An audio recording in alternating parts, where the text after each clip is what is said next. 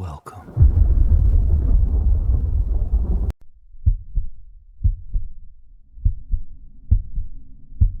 Spring in Maplewood didn't just show up quietly. It rolled in like it owned the whole town. The snow melted fast, flowers popped up everywhere, and they had that fresh, kind of sweet vibe that made people feel like life was finally getting back on track.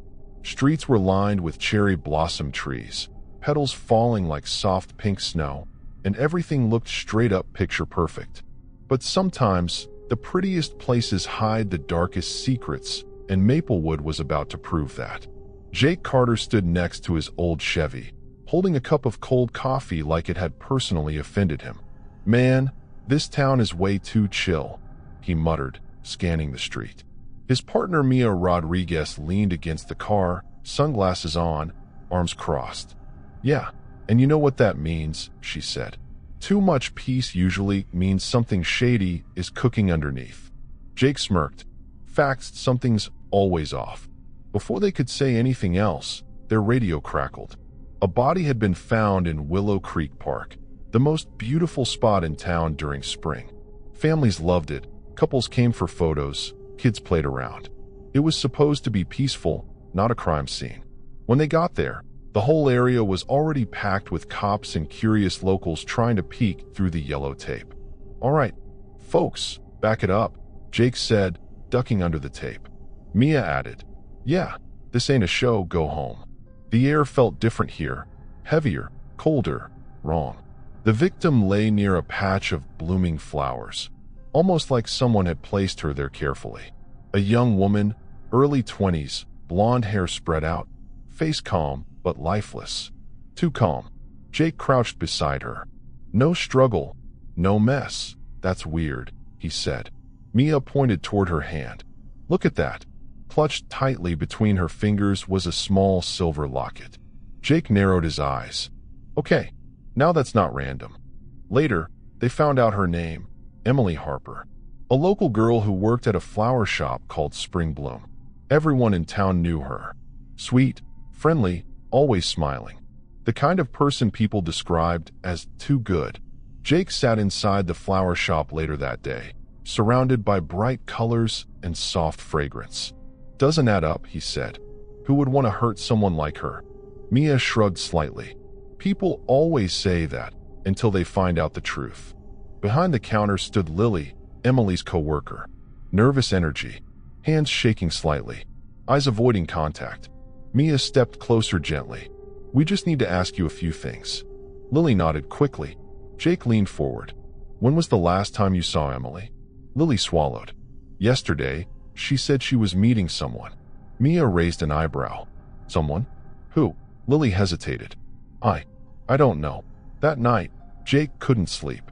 The spring breeze came through his window, carrying the smell of flowers, but it didn't feel peaceful anymore. Something about the case didn't sit right. That locket, it kept bugging him. So he got up, grabbed his jacket, and headed back to the park. Willow Creek Park was empty now, quiet in a way that felt unnatural.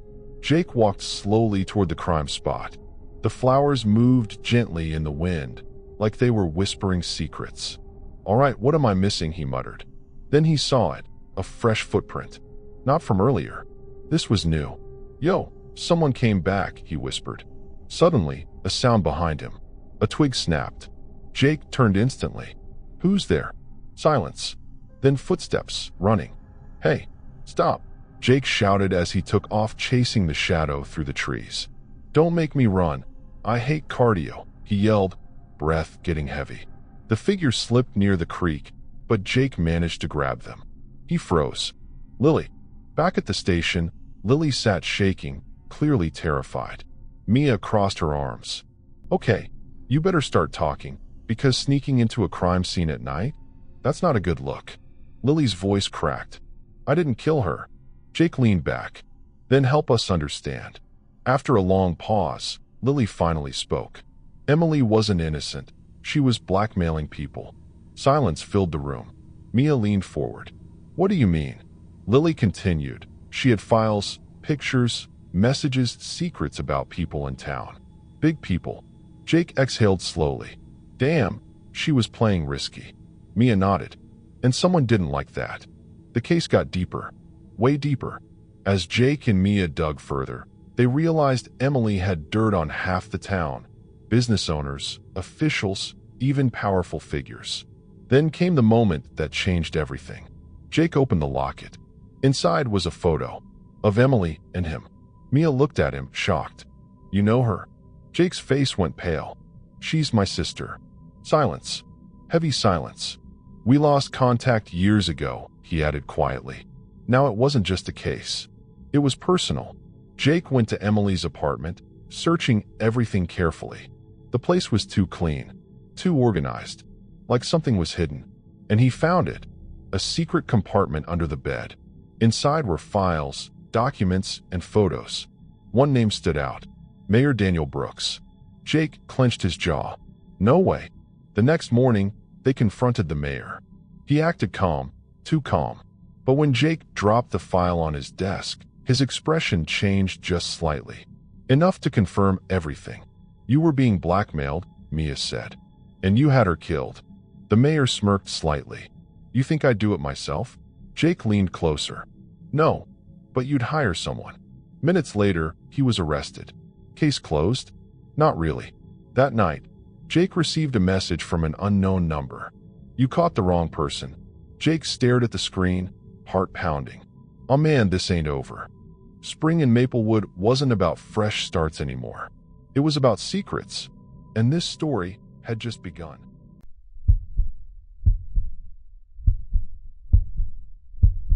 Spring in Raven Hollow came in smoothly, like everything was finally about to be all right. Snow melted off the streets. Flowers started popping up, smiling again, and the whole town looked like something straight out of a postcard. But Ethan Cole wasn't buying it. Yeah, this whole vibe feels fake, he muttered, stepping out of his car. His partner Ava Brooks adjusted her jacket and looked toward the abandoned greenhouse ahead. Pretty places hide ugly truths, she said quietly. And this one? Yeah, it's screaming trouble. The call had come in just minutes ago. A body found inside the greenhouse on the edge of town, a place nobody had touched in years. Broken glass, rusted metal, and silence that felt heavy enough to choke on. They stepped inside, boots crunching over shattered glass. The air smelled like wet soil and decay, mixed with something metallic that made Ethan's stomach turn. And then they saw her, a young woman, lying still in the center of the greenhouse, surrounded by blooming wildflowers like someone had staged her there. Yo, this ain't normal, Ethan whispered. Ava crouched down, scanning the body. No blood, no wounds, nothing obvious, she said. But trust me, this is murder. The victim was identified as Chloe Bennett, a college student known around town for her spring photography. Her social media was full of bright, happy images, flowers, sunshine, perfect moments. But as Ethan and Ava later discovered in her apartment, there was another side to her work. Dark photos. Same locations, same angles, but taken at night, twisted into something disturbing. It's like she was showing two versions of reality, Ava said. One person wants to see, and one they don't. That night, Ethan couldn't let it go. Something about the greenhouse, about Chloe, about those photos, it all felt off. So he went back alone, even though every instinct told him not to. The place looked worse in the dark. Moonlight barely slipped through broken glass, shadows stretching across the ground like they were alive. All right, what were you doing here? He muttered. Then he heard it, a faint sound. A camera click. Ethan froze. Yo, who's there? Silence. Then footsteps. Running. Oh, come on, he shouted, chasing the shadow through the darkness, slipping on damp ground. But whoever it was, they were fast. Too fast. By the time he got outside, the figure was gone. Just like that. The next morning, Ava had something. Security footage showed Chloe walking toward the greenhouse the night she died, and someone was following her. Put up, face hidden. Now we got something real, Ethan said. They tracked the person down, Lucas Reed, a quiet local gardener. But when they brought him in, he didn't act like a killer. I didn't hurt her, Lucas said, voice shaking. She asked me to follow her. Ethan frowned. Why would she do that? Lucas swallowed. Because she thought someone was watching her, copying her work. That changed everything. Back at Chloe's apartment, Ethan and Ava started piecing it together. 2 sets of photos. Same scenes. One beautiful, one dark. What if someone was recreating her shots? Ethan said slowly. Ava nodded, and turning them into something else. Then they found it. A hidden memory card inside Chloe's camera. Ethan loaded it up, and the photos started appearing one by one, each one darker than the last, until the final image made his blood run cold. It showed Chloe inside the greenhouse, and behind her, barely visible in the shadows, someone holding a camera, watching her. That was it. That night, they went back to the greenhouse, this time ready. Lights off, guns ready, waiting in silence. Minutes passed like hours. Then footsteps echoed softly. A figure stepped into the dim light, camera in hand, face calm like nothing was wrong. Beautiful, isn't it? The stranger said softly. Spring shows the truth. Things bloom, and things rot. Ava raised her weapon. Drop it. Now. The figure smiled. I didn't kill her. I completed her vision. Ethan stepped forward. By murdering her? The stranger tilted their head. She showed the world beauty. I showed what was underneath. Before they could react, Ava moved fast and took the suspect down. Just like that, it was over. Or at least it should have been. Back at the station, Ethan stared at Chloe's final photo again. Something still didn't sit right. His eyes narrowed. Hold up, he whispered. Ava looked over. What? Ethan pointed at the image. Look closely. Ava leaned in, and then she saw it. Not one shadow behind Chloe. 2. A cold silence filled the room. Ethan leaned back slowly, heart pounding. Yeah, we didn't catch the whole story, he said quietly. Ava's voice dropped. Then who's the second one? Ethan kept staring at the screen, the image burning into his mind. That's the problem, he said. They're still out there. Spring in Raven Hollow wasn't about new beginnings. It was about what grows in the dark, and some things don't need light to survive.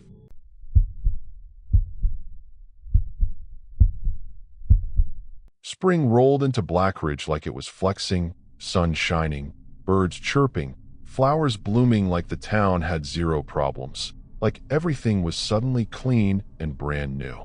Streets were alive again, people smiling, kids riding bikes, couples taking pictures for the gram, and honestly, if you didn't know better, you'd think this place was perfect. But Detective Marcus Hale wasn't buying that picture-perfect vibe for a second. Man, Spring be out here lying to everybody, he muttered as he stepped out of his car, squinting into the sunlight like it personally annoyed him. His partner Tasha Green glanced at him and shook her head slightly. You always have something negative to say, she said. Marcus smirked. Nah, just real. Pretty weather doesn't fix ugly people. Tasha didn't reply. She just looked toward the house ahead, a quiet suburban place wrapped in yellow police tape. Well, she said calmly, ugly just showed up again. The call had come in early that morning. A body inside a house on Elm Street. Quiet neighborhood. The kind where neighbors wave at each other and pretend nothing bad ever happens, which usually means something bad has been happening for a while. As soon as they stepped inside, Marcus felt it. The air was off. Too still. Too quiet. The living room looked normal, sunlight pouring through the windows, a vase of fresh flowers on the table. But then his eyes dropped to the floor. Yo, you see that? He said. Tasha followed his gaze. Flower petals were scattered across the floor, leading down the hallway like some twisted trail. That's weird, she said. Yeah, Marcus replied, already moving forward. Real weird. They followed the petals into the bedroom, and that's where they found her. A woman in her late 20s lying on the floor, completely still, surrounded by fresh spring flowers. Roses, tulips, lilies. Way too many for it to be normal, like someone had dumped an entire garden on her. Marcus crouched down, scanning the scene. No blood, no struggle. Nothing, he said quietly. Tasha checked the body. That's because whoever did this, she said. They're calm, controlled. Marcus nodded slowly. Yeah, and that's what makes it scary. The victim was identified as Sarah Mitchell, a local school teacher. Friendly, quiet, lived alone. The kind of person nobody expects to end up like this. Later, back at the house, as they searched deeper, something caught Tasha's attention in the kitchen. "Yo, Marcus, come here." He walked over. "What's up?" She pointed at the fridge. Dozens of photos were pinned across it. Spring scenes, parks, streets, random houses, and every single one had a date written on it. Marcus frowned. "This ain't decoration." Tasha shook her head. "Nah, this is a timeline." As they dug deeper into the case, a pattern started to form, and it wasn't something simple. Every photo marked a location, and every location had something in common. Someone had died there recently. Marcus leaned back in his chair at the station, staring at the board. "Hold up. So we got a serial killer out here decorating crime scenes with flowers." Tasha crossed her arms. "Looks like it." Marcus exhaled slowly. "Man, people really out here doing the most." That night, Marcus couldn't let it go. Something about the flowers and the pattern didn't sit right with him. It felt planned, intentional, like someone was trying to say something. So he went back out, alone, to one of the marked locations, a quiet park glowing under soft spring light. Everything looked peaceful again, flowers blooming, fresh air, birds chirping like nothing was wrong. "Yeah, nah," Marcus muttered. "I ain't buying it." He walked deeper into the park until something caught his eye, a small bouquet sitting on a bench. Fresh. Too fresh. "Yo, someone's still playing this game," he said under his breath. Behind the bouquet was a folded note. Marcus picked it up and read it slowly. "Spring cleans everything." His jaw tightened. "Oh nah. Now you talking directly?" The next morning, Tasha studied the note carefully. "This ain't random," she said. "They want attention." Marcus nodded. "Yeah, and they think they're doing something right." Tasha repeated the line quietly. "Spring cleans everything." Sounds like they believe they're fixing something. Marcus gave a dry laugh. "Yeah, like some twisted hero with a messed up mission." They rebuilt the map, placing all the locations together, and that's when it clicked. The pattern wasn't random. It formed a circle right around the center of town. Marcus pointed at the middle. "Next one's gonna be here." Tasha looked at him. "You sure?" He nodded. "Yeah, they ain't done yet." That night, they waited at the predicted spot, an empty lot surrounded by blooming trees. The air was still. Too still. Marcus whispered, "You feel that?" Tasha nodded slightly. "Yeah, something's off." Minutes passed, then footsteps broke the silence. Slow, calm. A figure stepped into view, holding flowers like it was just another normal day. "That's far enough," Marcus called out. The figure stopped and smiled. "You don't understand," they said calmly. "I'm fixing things." Tasha raised her weapon. "By killing people." The figure tilted their head. "They were problems. Fake people. Liars. I'm cleaning the town." Marcus shook his head. "Man, you don't get to decide that." The figure stepped forward slightly. "Spring removes what's rotten." Marcus's expression hardened. "Yeah? And what about you?" The tension snapped in an instant. The figure moved, quick and sudden, but Marcus reacted faster. Within seconds, the suspect was on the ground, arrested, the flowers scattered across the dirt. It looked like it was over. Back at the station, everything lined up. Evidence, motive, confession. Case closed. Another killer off the streets. But Marcus still didn't feel right. Something was off. He went back to the photos on the board, staring at them one by one. Then his eyes stopped on the dates. "Yo, Tasha," he called. "Come look at this." She walked over. "What now?" Marcus pointed at the last photo. "These dates," Tasha leaned in. "Yeah." Marcus tapped the final one. "This one's tomorrow." Silence filled the room. Tasha's expression changed. "That's not possible." Marcus's voice dropped. "Yeah, because this ain't the last one." The next day, the call came in. Another body. Different location. Same flowers. Same message. Tasha looked at Marcus, disbelief in her eyes. "That's not possible." Marcus grabbed his jacket, already moving.